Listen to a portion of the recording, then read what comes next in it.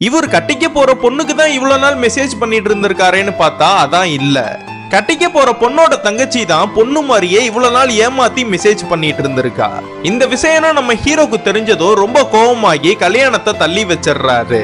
உங்க அக்காக்கு என்னதான் பிரச்சனை, என்கிட்ட பேசவே மாட்டா, உங்க அக்காக்கு என்ன பிடிச்சிருக்கா இல்லையான்னு நீ கேட்டு சொல்லு.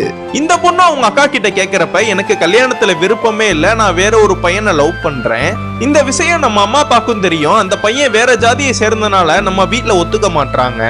அதுக்கு இந்த தங்கச்சியும் இப்ப பார்த்து நிச்சயம் பண்ண மாப்பிள்ள கூட வேற ஜாதி தான், நீ ஜாதி விட்டு ஜாதி கல்யாணம் பண்றது அவங்களுக்கு பிரச்சனை இல்ல, அவங்க சொல்ற மாப்பிள்ளைய நீ கல்யாணம் பண்ணணும் தான் அவங்க எதிர்பார்க்கறாங்க.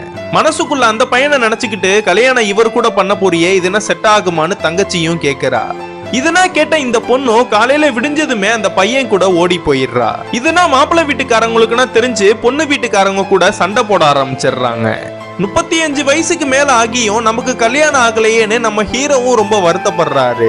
இதுக்கு மேல இவங்க வீட்டுல இருக்க கூடாதுன்னு இந்த ஊரை விட்டு கிளம்பலான்னு மாப்பிள்ளை வீட்டுக்காரங்க எல்லாருமே வெளியில கிளம்புறாங்க. இவங்க ஊருக்கு போற நேரம் பார்த்து கொரோனா வந்து லாக்டவுன்னா போட்டனால இவங்களால ஊருக்கு போக முடியல. அதனால மறுபடியும் பொண்ணு வீட்டுக்கே வந்துட்டு அசிங்க தாங்க முடியாம உட்கார்ந்து இருக்காங்க. அப்ப நம்ம ஹீரோவும் ரொம்ப சோகமா தண்ணி என்ன அடிச்சுட்டு நமக்கு கல்யாணம் ஆகலேன்னு புலம்பிட்டு இருக்கிறப்ப அந்த பொண்ணோட தங்கச்சி வரா. உங்க அக்கா என்ன நிச்சயம் பண்ணிட்டு வேற ஒரு பையன் கூட ஓடி போயிட்டா, நான் வேணா உன்னை கட்டிக்கவான்னு கேக்குறான். நீங்கன்னா இந்த காலத்து மாப்பிள்ளைய தான் எதிர்பார்ப்பீங்க, ஏன்னா உனக்கு எனக்கு 15 வயசு டிஃபரெண்ட், நாங்கன்னா 90s கிட்ஸ், எங்களுக்குன்னா பொண்ணு கிடைக்கிறதே பெருசு, அந்த கிடைச்ச பொண்ணையாச்சும் கல்யாணம் பண்ணிடலாமேன்னு பார்த்தா அந்த பொண்ணு பாதியிலேயே போயிட்டா. இப்படியே ஒண்டி கட்டையாவே இருந்து அப்படியே மேலோகத்துக்கு போக வேண்டியதான்னு ரொம்ப ஃபீலிங்கா பேசுறாரு நம்ம ஹீரோவும். இவர் பேசுறதுனா பார்த்த இந்த பொண்ணுக்கும் அவர் மேல லைட்டா லவ்னா வர ஆரம்பிக்குது. அதுக்கப்புறம் இவரையே லவ் பண்ண ஆரம்பிச்சு பென்சில்ல ஒரு சார்ட்ல இவரோட படத்தை வரைகிறாங்க.